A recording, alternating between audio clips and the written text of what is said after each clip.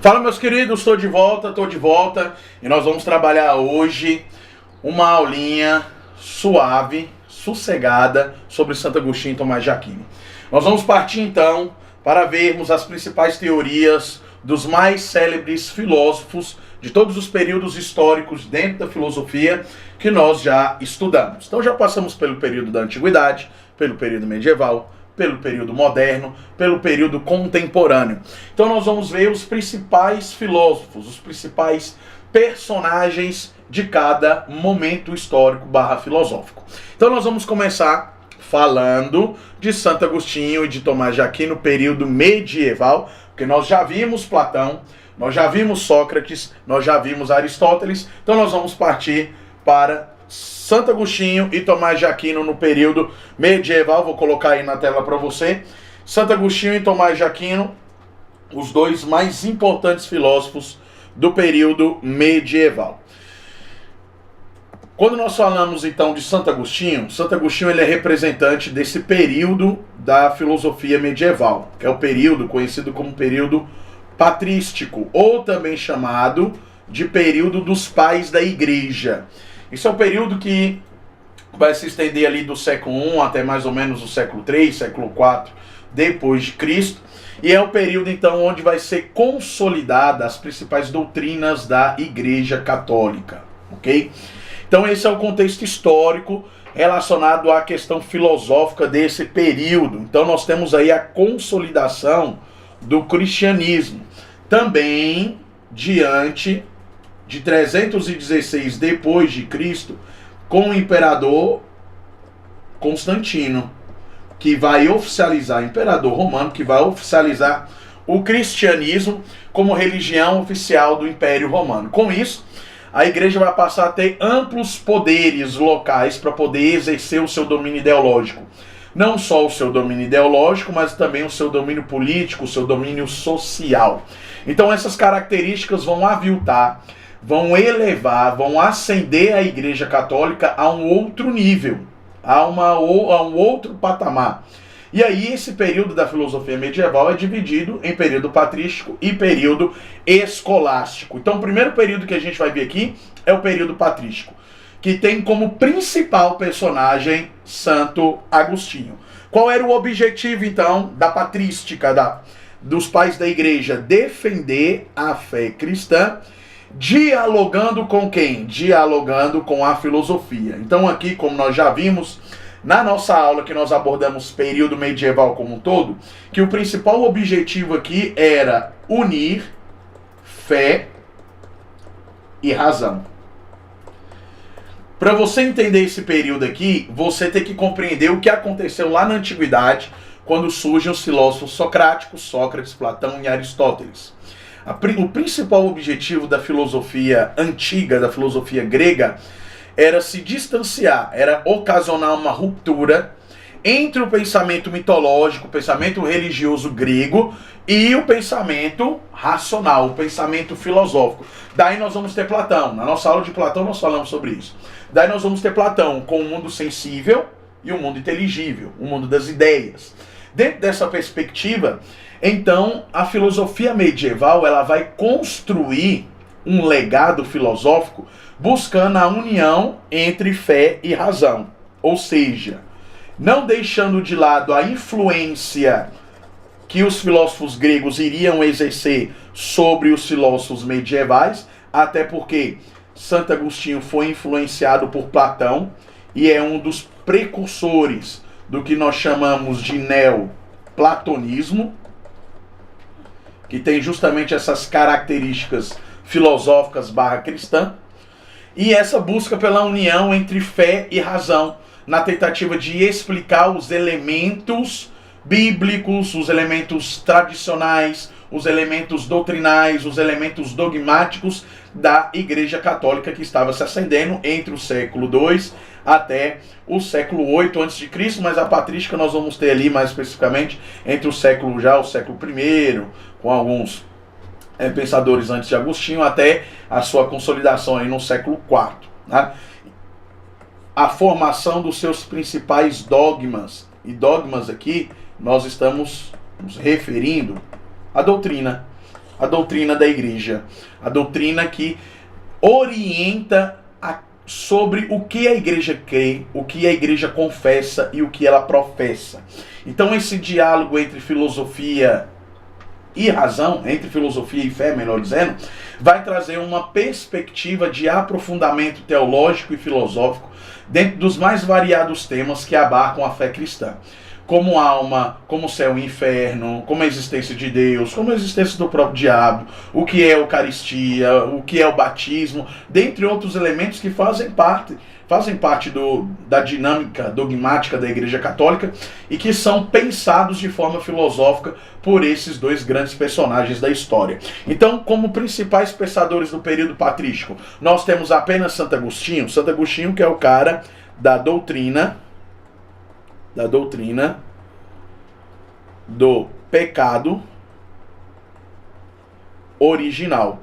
E eu já expliquei para você o que é essa doutrina do pecado original. A doutrina do pecado original nada mais, nada menos é do que a ideia de que o indivíduo, ele herdou o pecado de Adão. Adão era o cabeça federal de toda a humanidade no Éden, e ele herda esse pecado, e esse pecado só vai ser justificado lá em Jesus. Essa é a ideia do pecado original. Então, para Santo Agostinho, todo indivíduo nasce com o pecado original, que ao longo da vida ele vai ter que ir, então, se mortificando, se santificando, para que ele possa alcançar outros status de espiritualidade. Mas nós não temos apenas Santo Agostinho como principal pensador aqui, não. Nós vamos ter Orígenes, nós vamos ter Tertuliano, Justino Marte, Policarpo de Esmirna, Eusébio de Cesareia, dentre outros nomes muito importantes para o período patrístico, ou seja, para a consolidação do quê? A consolidação dos dogmas da Igreja Católica e a construção das suas principais ideias teológicas ou ideias doutrinais, ok? Então, olha só. Quem foi então Santo Agostinho? Ele foi um filósofo / teólogo e um dos maiores pensadores do cristianismo. Viveu na transição, olha só, na transição entre o mundo romano, a queda do Império Romano, né, e o início do período medieval. A queda do Império Romano vai acontecer em 476 depois de Cristo. 476 depois de Cristo. Esse é o período da queda do Império Romano. A oficialização do cristianismo,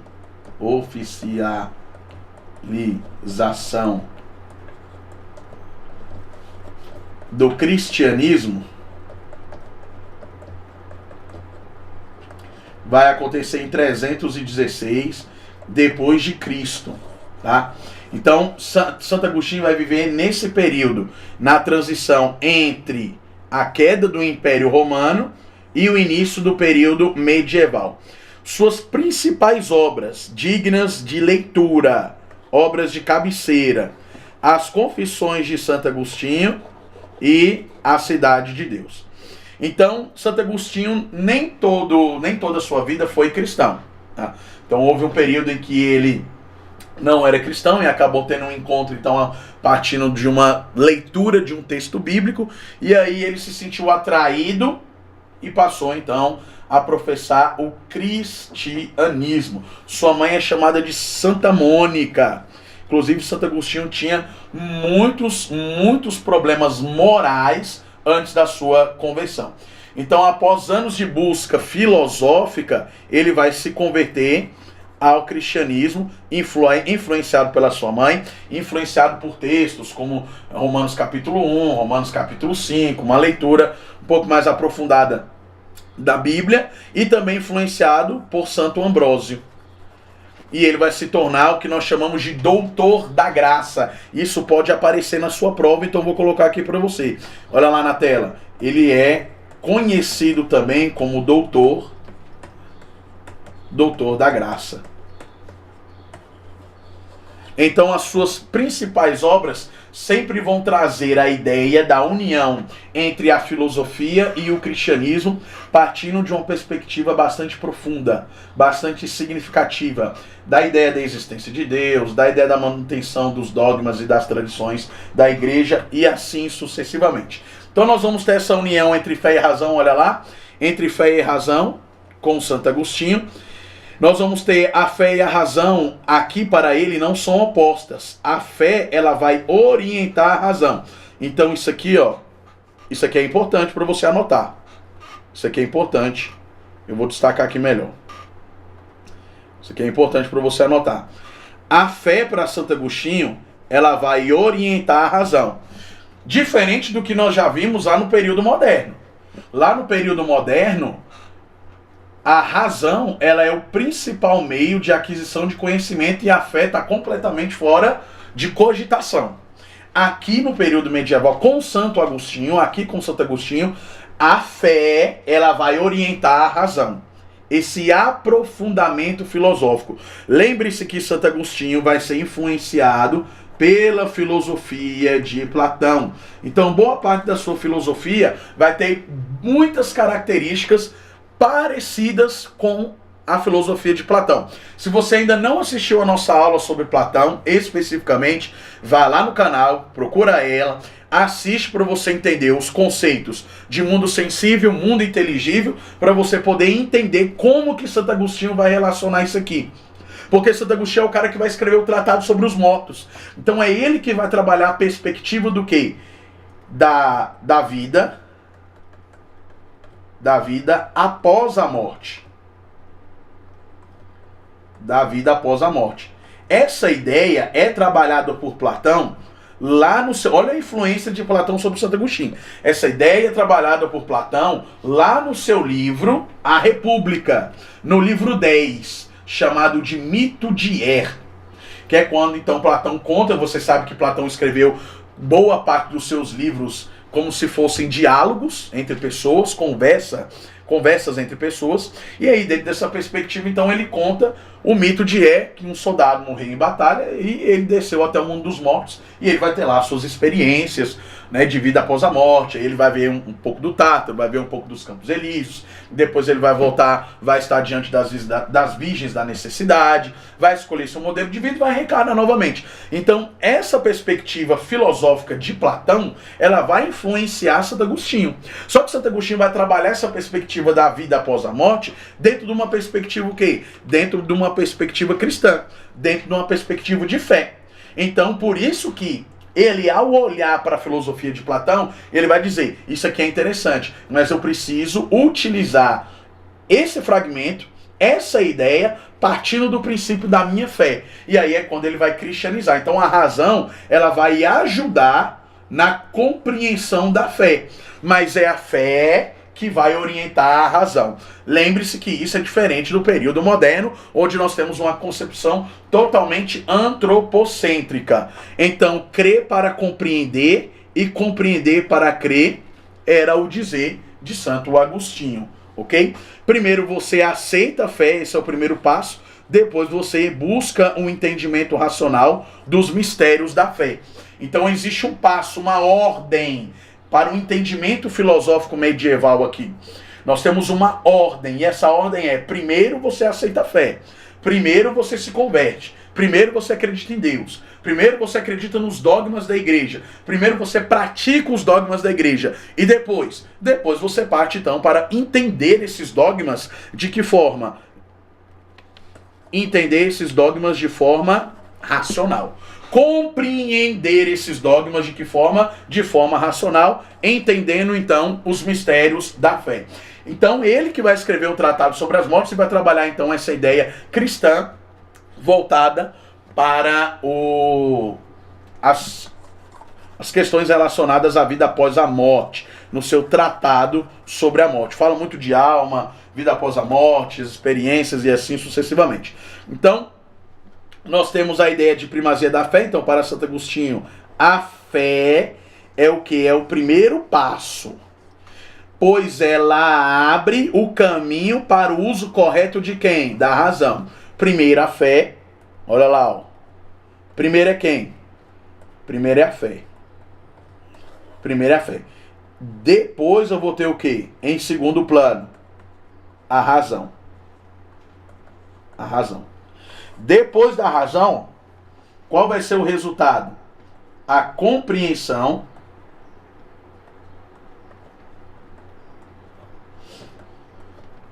A compreensão da fé. Então, esse é o resultado. Esse vai ser o nosso esquema aí para você entender como que Santo Agostinho trabalha essa ideia. Essa é a fórmula da física, da filosofia, né? Coisa linda. Por isso que filosofia é top, né, mano? Filosofia é... Porque a filosofia, para quem não sabe, é a filosofia que dá origem à lógica, é a filosofia que dá origem à matemática, é a filosofia que dá origem à física, né? Então tem gente que parece que não sabe isso. Mas eu tô explicando para você não errar na sua prova, o Gordinho tá explicando para você aqui. Então essa é a fórmula da filosofia de Santo Agostinho. Essa é a fórmula. Primeiro eu tenho fé, fé mais o quê? Fé mais razão, que é igual o quê? Que é igual à compreensão da fé. Sabe aquelas fórmulas que você faz lá na aula de física com o Matheus? Pois é, olha aqui, ó, que coisa linda, coisa maravilhosa. Aqui a gente tem uma fórmula bacana aí, ó, para você entender a visão de Santo Agostinho dentro da perspectiva da filosofia medieval. Então, dentro da sua perspectiva filosófica e teológica, ele vai unir os elementos greco-romanos, da filosofia greco-romana, com a doutrina cristã que estava em ascendência. Então, o período dos pais da igreja, e eu vou colocar aqui para você, ó. Quando a gente fala de patrística, esse período também pode ser chamado de período dos pais da igreja. Período dos pais da igreja, ok? Então, se você ouvir o termo patrística, o período patrístico é o período dos pais da igreja. E por que, professor, que é o período dos pais da igreja? Porque nós estamos tendo um início, pontapé inicial da doutrina cristã. E são eles que vão formular essas ideias. Os primeiros concílios vão acontecer aí, como por exemplo o concílio de Nicéia, ok? Então a patrística ela vai abrir o caminho para a filosofia escolástica. A filosofia escolástica de quem? De Tomás, que nós vamos ver daqui a pouco, de Tomás de Aquino. Aquino que vai trabalhar as 5 fases da existência de Deus dentro do seu livro A Suma Teológica. A Suma Teológica que é um livro pequeno, dá para você ler aí em 1 hora, 2 horas. Ele tem 5.476 páginas. Então é um livro que dá para você ler aí em 1 hora, bem tranquilo, bem maroto, para você chegar aí na sua prova arrasando. Então a reflexão de Santo Agostinho, ela vai partir do diálogo entre quem? Entre religião e filosofia. Aí aqui nós temos a ideia de uma disciplina que se estuda hoje, que nós chamamos de filosofia da religião. Então, quando você parte da análise filosófica para você compreender algum tipo de doutrina, nós estamos unindo filosofia com religião. Uma coisa é você estudar a sua religião apenas a partir do aspecto confessional. Outra coisa é você estudar a sua religião partindo do aspecto filosófico, tentando compreender, através de métodos e técnicas que nós chamamos de hermenêutica, por exemplo, que é a arte e a ciência da interpretação, onde você busca entender os livros antigos, né, dentro da intenção do autor, dentro daquilo que ele foi, dentro daquilo que o autor quis escrever, quis falar. Essa é a tentativa de trazer uma interpretação mais sólida, uma interpretação mais verdadeira, e a igreja vai construir todo esse legado e toda essa ideia ao longo desse período, tá? Ele é chamado de doutor da graça justamente porque ele cria métodos e pontes para que Tomás de Aquino pudesse então interpretar de forma melhor as questões bíblicas e trazer uma perspectiva filosófica, agora influenciado por Aristóteles, dentro da sua metafísica. E lembre-se que metafísica é tudo aquilo que está para além da física, tudo aquilo que não pode ser palpável ou não pode ser compreendido pela física. Isso é metafísica. Então, quando a gente fala de alma, fala de Deus, fala do diabo, fala de experiências de quase morte, por exemplo, dentro do espiritismo, né? Nós estamos falando de questões metafísicas e isso é trabalhado por Aristóteles lá no período da Antiguidade, dentro da sua proposta de compreender como as relações sociais aconteciam. E ele diz que essas relações sociais acontecem porque o indivíduo já é um ser político natural. E isso vai influir sobre a filosofia de quem? Sobre a filosofia de Tomás de Aquino, que vai trabalhar a ideia da existência de Deus, ok?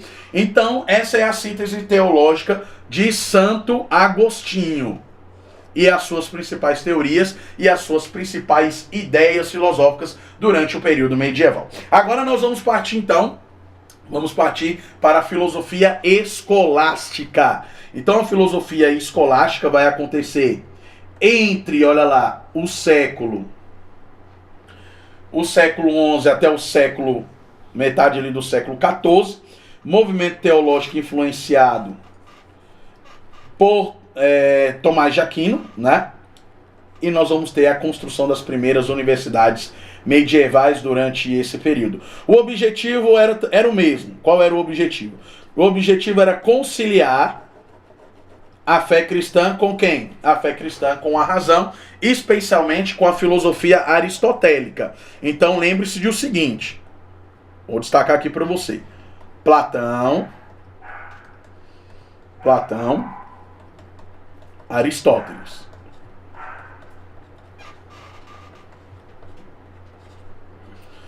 Então olha lá, Platão vai influenciar quem, melhor dizendo?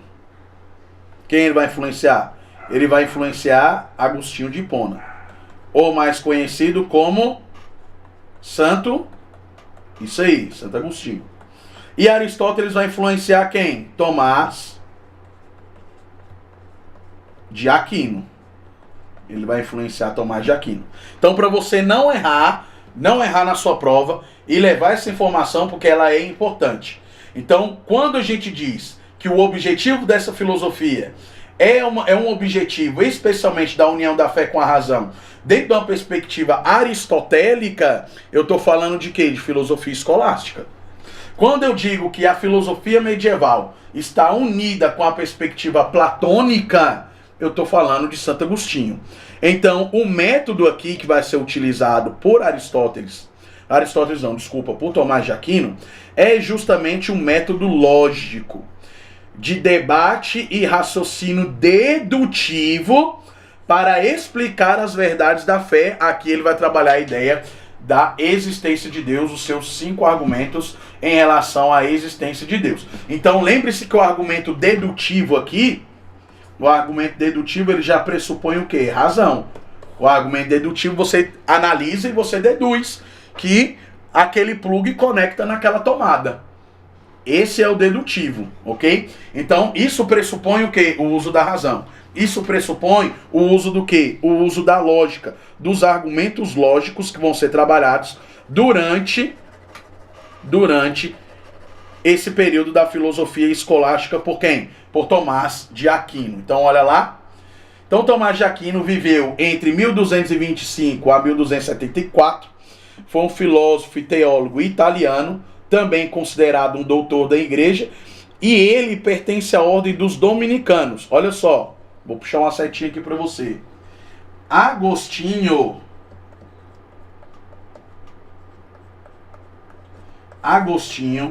é o cara que vai influenciar significativamente as ideias de Tomás de Aquino. Vai influenciar significativamente e vai acabar, então, influindo sobre muitos aspectos que serão trabalhados aqui, ó, dentro da perspectiva metafísica. E eu já expliquei para você o que é metafísica. Aí aqui a gente vai partir para a chave. Porque nós vamos chegar lá aqui, ó, a Suma Teológica aqui, ó. A Suma contra os Gentios também. A gente já vai chegar lá na metafísica de Tomás de Aquino para você entender como que Santo Agostinho vai influenciar Tomás de Aquino aqui nesse quesito também. Então ele pertencia à ordem dos dominicanos, suas principais obras, Suma Teológica e Suma contra os Gentios, mas a principal aí é a Suma Teológica, levando em consideração o maior representante da escolástica e da filosofia cristã do período medieval. Então ele tinha uma perspectiva filosófica muito mais racional, muito mais filosófica, muito mais profunda do que Santo Agostinho, né? Então a união da fé e da razão, essa harmonia que deveria acontecer entre esses dois elementos, fé e razão, se complementam, não se desassociam. Fé e razão, dentro dessa perspectiva, vão se complementar. A razão nunca vai contradizer a fé, mas vai confirmá-la. Essa é a perspectiva da filosofia medieval, principalmente proposta por São Tomás de Aquino. Aí nós temos as verdades que são acessíveis à razão, que são as verdades filosóficas, e nós temos as verdades que são inacessíveis à razão. E que verdades serão essas? As verdades da fé. Tenta-se compreender, mas existem verdades que são reveladas pela fé, que são incompreensíveis à mente humana. Então as verdades reveladas pela fé, aqui nós temos o quê? A teologia. O que é teologia? Teologia não é, tem gente, eu já vi pessoas dizendo, professores dizendo inclusive que teologia é o estudo sobre Deus. Completamente errado. Porque a palavra teologia, ela se divide em duas outras palavras no grego. Olha aqui, ó. Olha lá. Vou até escrever em grego para ficar melhor. Theon e aqui logos. Logos em grego é palavra. E theon em grego é Deus. Então o que se estuda aqui em teologia? Estuda-se a palavra de Deus. A forma como Deus vai se revelar. As verdades da fé serão reveladas por quem? Pela teologia. Por quê? Porque a teologia é a palavra, é o estudo sistemático da palavra de Deus. Essa é a concepção de Santo Agostinho. Se você aprendeu de outro jeito, me desculpa, mas você aprendeu errado. Aqui comigo você vai aprender o certo. Então ambos aqui vêm de quê? Vêm de Deus. E portanto não podem se contradizer. Se a fé vem de Deus, se a razão vem de Deus, então elas não podem se contradizer. Qual é o problema? O problema somos nós, que não conseguimos unir fé e razão. Essa é a perspectiva tanto de Santo Agostinho, mas muito mais de Tomás de Aquino. Então quando se fala de teologia, que para muitos teólogos a teologia é a mãe de todas as ciências, mas na verdade a teologia ela vai ser um braço da filosofia, porque a filosofia surge bem antes no período grego, né? Entre o século VIII e o século III, lá na Grécia, entre os períodos arcaico e o período clássico. Então nós vamos ter uma concepção aqui de que uma ou outra, né, vai ser mãe de todas as ciências. Mas a teologia teve o seu papel extremamente importante na construção de universidades, no legado do quadrivium, do trivium e de outras perspectivas educacionais que foram sendo criadas durante o período medieval, ok? Então teologia não é o estudo sobre Deus, porque ninguém pode estudar Deus. Teologia é o estudo sobre o quê? Sobre a palavra de Deus. Então essa é a perspectiva trabalhada aqui por São Tomás de Aquino. Então a razão, ela ajuda a entender, olha lá na tela, ajuda a entender e explicar e defender os dogmas da igreja. E eu já falei para você que os dogmas são o quê? São as doutrinas. Aí nós temos quais são os limites da razão então trabalhado. A razão ela vai compreender parte da realidade, nunca o todo. Mas alguns mistérios são acessíveis por meio do quê? Por meio da fé. Aí nós temos aqui, por exemplo, a questão da Trindade. A doutrina da Trindade, a palavra Trindade não existe na Bíblia. É um conceito que foi criado por São Jerônimo, também no período medieval, onde ele vai trabalhar a ideia de que existem três pessoas: o Pai, o Filho e o Espírito Santo. E ao mesmo tempo que essas três pessoas são três pessoas, cada uma de forma individual, elas também são um. Esse é o conceito de quê? Esse é o conceito trabalhado por São Jerônimo de Trindade. O conceito de ressurreição também. O conceito de ressurreição é de que Jesus, no terceiro dia, ressuscitou, né? Então nós temos dois conceitos que são importantíssimos aqui para o cristianismo. Que sem esses dois conceitos a gente não trabalha a ideia de cristianismo. Claro que nós temos outros. Nós temos a questão da Eucaristia, que para a Igreja Católica vai ser a Eucaristia, para a Igreja Evangélica vai ser Santa Ceia. Então nós vamos ter outros conceitos aqui que serão importantes também. O conceito de alma, né, o conceito de salvação. Nós vamos ter outros conceitos aqui. Esses conceitos são estudados dentro do campo teológico e eles visam trazer uma compreensão racional, plausível para a mente humana para tentar explicar os elementos da fé. Mas nem todos os elementos da fé são compreensíveis à mente humana. Então isso quer dizer que a razão humana ela detém o quê? Que a razão humana ela detém suas razões. Suas limitações, melhor dizendo, desculpa. Então a racionalidade detém as suas limitações. Então para Aristóteles, ele vai adaptar todos esses conceitos partindo de uma perspectiva aristotélica. Ou seja, o ato de potência, a causa primeira, substância primeira que é trabalhada lá dentro. Isso aqui, esses conceitos são trabalhados, aqui, esse conceito de substância, esse ato de potência, causa primeira é trabalhado lá na metafísica de Aristóteles. Isso aqui, Tomás de Aquino vai pegar e vai cristianizar. E vai transformar no quê? Vai transformar nisso aqui, ó. As 5 vias da prova da existência de Deus. Olha aí na tela, olha lá na tela. Nós já trabalhamos isso aqui, já expliquei para vocês, mas nós vamos fazer isso aqui de novo. Motor imóvel. Tudo que se move foi movido por algo, que veio antes, obviamente. Então, dentro dessa perspectiva aqui de Tomás de Aquino, o motor principal, ou primeiro, é Deus. Aí vem o conceito de causa primeira. Toda causa existente tem o quê? Uma causa anterior. Não existe uma causa presente sem ter sido influenciada por uma causa anterior. Princípio de casualidade. Lá na física a gente vai trabalhar isso dentro das leis de Newton, né, professor Matheus? Vamos trabalhar isso dentro das leis de Newton, lá da ação e reação. Então não existe uma causa presente sem uma causa o quê? Anterior. Então, para Tomás de Aquino, a causa inicial aqui é quem? É Deus. Ok? Você vai perceber que sempre o argumento final de Tomás de Aquino é quem? É Deus. É Deus. É Deus. Terceira causa.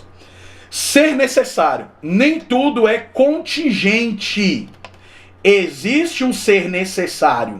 E esse ser necessário é quem? É Deus. Então, nem tudo está à deriva. Nem tudo está solto. Nem tudo não tem explicação. Então, se nem tudo não tem explicação, quer dizer então que existe alguém que criou tudo isso. E esse alguém que criou tudo isso é quem? É Deus. Então existe, dentro do terceiro argumento de Tomás de Aquino, existe a necessidade de um Deus aqui. E essa necessidade de um Deus é o que ocasiona a fundamentação do terceiro argumento. E eu quero que você note que essas 5 vias de Tomás de Aquino aqui é muito diferente do que a ideia de que muitas pessoas têm atualmente. Por que você acredita em Deus? Acredita em Deus porque Deus existe. Pronto, acabou. Simples assim. Ele trabalha uma perspectiva lógica, uma perspectiva racional. Ele vai criando premissas, ele vai criando proposições, e ele vai aliando isso a princípios lógicos e trazendo os argumentos em que ele se baseou dentro do princípio lógico, cria os argumentos e mostra: eu acredito em Deus por conta disso aqui, ó. Esses são os meus argumentos em relação à existência de Deus. Olha lá. 4. Graus de perfeição. Há seres mais e menos perfeitos. Uns são mais, outros menos, é claro. E existe um ser absolutamente perfeito, que é quem? Deus. Governança do mundo. Quem é que governa o universo? Essa ordem cósmica. Existe uma inteligência suprema que governa tudo isso. Quem é essa inteligência suprema? Deus. Então ele sempre vai terminar todas as suas premissas dizendo Deus, Deus, Deus. Ele dá a premissa lógica, ele dá o raciocínio lógico e no final ele diz o quê? Foi Deus, foi Deus, foi Deus, foi Deus. Essa é a teoria das 5 vias da existência de quem? Da existência de Deus. Tudo bem? Qual foi o legado então deixado por Tomás de Aquino? Base de doutrina oficial da Igreja Católica até o dia de hoje, com o tomismo, né? Ele vai integrar a filosofia aristotélica com a teologia cristã e vai trazer argumentos racionais para a explicação dos elementos de fé. E vai manter um diálogo entre religião e quem? Entre religião e ciência, entre crença e racionalidade. Esse é o legado deixado por Tomás de Aquino. Então vamos resolver algumas questões. Vamos lá resolver algumas questões, só para a gente consolidar os nossos conhecimentos. A razão não anula a fé, assim como a fé não exclui a razão. Ao contrário, ambas caminham juntas, olha lá, ó, ambos caminham juntas em busca da verdade. Pois Deus é a fonte tanto da revelação quanto da ordem natural. Ordem natural, razão. Nesse sentido, São Tomás de Aquino defende que certos conhecimentos podem ser alcançados pela razão, enquanto outros dependem exclusivamente, olha lá, da revelação divina. A concepção apresentada no texto evidencia que, para Tomás de Aquino, a relação entre fé e razão é, vamos lá, letra A, inexistente, pois a fé ocupa lugar total e autonomia em relação à razão. Inexistente deixa a letra A errada. Letra B, hierárquica, onde a razão se submete totalmente à fé sem diálogo. Errado também, porque existia um diálogo dentro da filosofia aristotélica, dentro da filosofia tomista, que ocasionava esse diálogo entre fé e razão, buscando compreender os elementos da fé a partir de uma perspectiva cristã. Letra C, olha lá, harmoniosa, visto que ambas se completam na busca pelo conhecimento de quem? Do conhecimento da verdade. Pode marcar aí letra C. Sem medinho de quê? De ser feliz. Letra D. Contraditória, já que a razão e a fé pertencem a domínios opostos e inconciliáveis. Contraditória não. Errado, letra D. E letra E, exclusiva. Uma vez que a fé pode conduzir ao verdadeiro conhecimento. Questão de número 1, pode marcar aí letra C. Letra C, ok? Partiu então, questão de número 2. Olha lá na tela para você. Nas universidades medievais, o método escolástico consistia em apresentar uma tese, reunir os argumentos contrários e, por fim, elaborar uma síntese que buscava a verdade, conciliando os pontos de vista.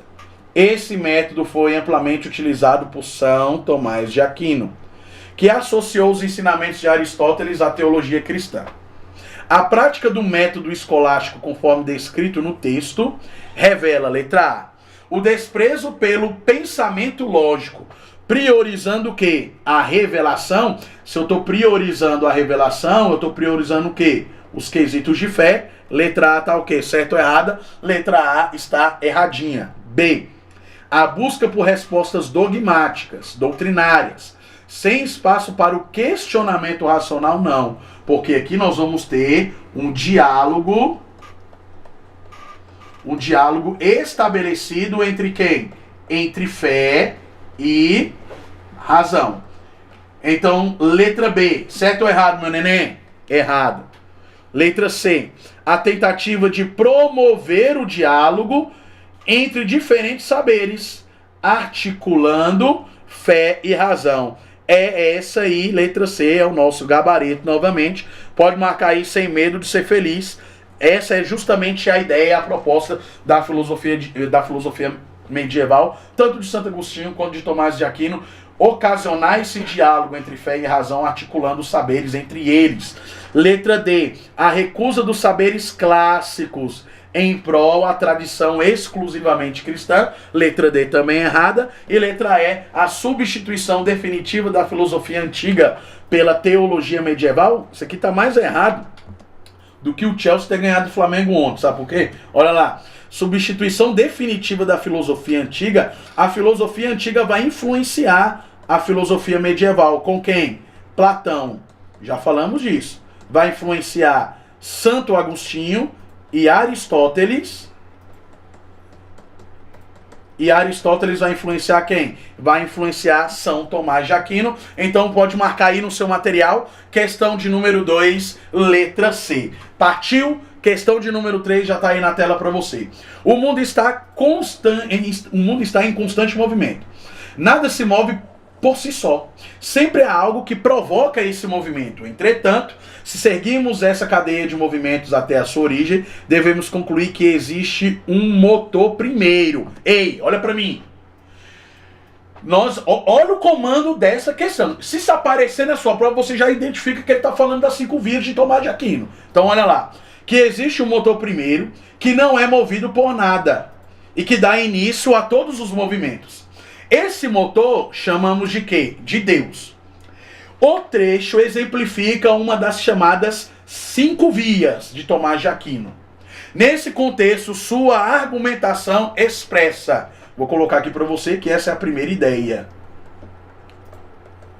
Essa é a primeira ideia. Então vamos lá. Letra A. A negação de qualquer possibilidade do conhecimento racional sobre Deus. Negação, letra A errada. B. A busca por provas empíricas. Que eliminem a necessidade da fé. Errado, porque o empirismo aqui, claro que nós vamos ter uma ideia de empirismo aqui, mas não dentro da perspectiva empírica trabalhada pelos filósofos contratualistas do período moderno. Trabalhada pelo pai. Quem é o pai do empirismo? Nós já falamos. O pai do empirismo é John Locke. Aí nós vamos ter outros filósofos que vão trabalhar com essa ideia, como Francis Bacon, por exemplo. Não é o Bacon do X-Tudo, não, né? Caraca, gordo só pensa em comida, pô. Gordo é uma desgrama, né? Não é o Bacon do hambúrguer, não. Francis Bacon é o cara que trabalhou também a ideia empírica. Então, ainda que existisse esse conhecimento empírico, obviamente, mas ele não era o quê? Organizado. Ele não era o quê? Sistematizado. Então a letra B está errada justamente por conta dessa questão. Vamos lá, letra C? O uso do raciocínio lógico, lindo, para justificar a existência de Deus, perfeito, partindo da observação do mundo sensível. E aí? E aí? Certo ou errado, letra C? Pode marcar aí sem medo de ser feliz, né, meu bebê? Perfeita, coisa linda. Coisa linda. Letra C também.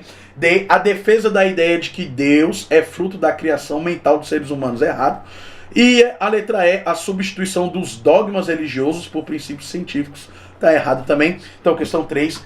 Letra C. Questão 4. A fé e a razão e a cultura medieval. Na filosofia medieval, especialmente aonde? Lá na escolástica. O esforço em unir quem? Fé cristã e razão filosófica contribuiu não apenas para o fortalecimento da teologia, mas também para o desenvolvimento das ciências, da lógica e da argumentação nas universidades medievais. A partir do texto e dos conhecimentos sobre o pensamento, o quê? Escolástico. É correto afirmar que, vamos lá, letra A, a valorização da razão na escolástica contribuiu para a formação intelectual do Ocidente? E aí, contribuiu ou não? Claro que contribuiu, óbvio que contribuiu. Sem abandonar os princípios da fé, pode marcar aí logo de cara. Logo de cara o quê? Letra A, sem medinho de ser feliz. Pode marcar aí letra A. Olha lá. B. O método escolástico desconsiderava qualquer contribuição da razão para a fé. B está errado. C. A escolástica promoveu a separação definitiva entre filosofia e teologia. Errado. Letra D. O desenvolvimento científico foi interrompido. Errou. Durante a Idade Média por conta da fé religiosa. E a escolástica defendia apenas. Errou. Os textos bíblicos eram fontes válidas para o conhecimento. Não. A perspectiva filosófica do período medieval era unir fé e razão. Ok? Questão de número 5, última questão desse bloco para a gente poder terminar e você ir lá tomar sua água, se espreguiçar, porque daqui a pouco eu vou voltar e eu vou voltar com os principais filósofos do período moderno. Então vamos lá, última questão. A síntese entre fé e razão, realizada por Tomás de Aquino, não apenas foi fundamental para a filosofia cristã, mas também influenciou o pensamento ocidental, mostrando que os campos da crença religiosa e da investigação racional podem o quê? Podem dialogar, desde que cada um reconheça seus próprios limites e competências. Com base no texto, percebe-se que a proposta de São Tomás de Aquino, vamos lá, letra A, rejeita, errou, né? Qualquer influência da razão no campo da fé. Letra B errada. C, ou letra A errada. B, afirma que a fé deve ser provocada cientificamente. Não, é errado. Fé é fé, razão é razão, elas se unem aqui em muitos aspectos, mas a fé ela não é provocada pela razão. Então, professor, a fé é provocada por quê? Pela crença, pelo crer, pelo acreditar. C, defende a separação radical entre saber religioso e o saber filosófico. Errou.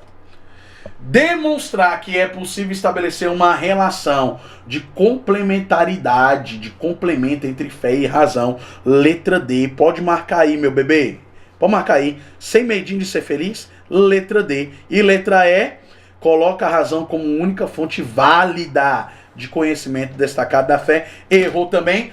Com isso nós terminamos então mais essa aula sobre filosofia medieval, agora trabalhando minuciosamente os principais filósofos. Na nossa primeira aula nós trabalhamos todos os períodos de forma ampla, de forma abrangente. Agora nós estamos vendo de forma minuciosa todos os detalhes para que você se sinta cada vez mais preparado para a sua prova. Então, beijo do gordo, até a próxima. Fica aí, não sai não que daqui a pouco eu volto. Um abraço.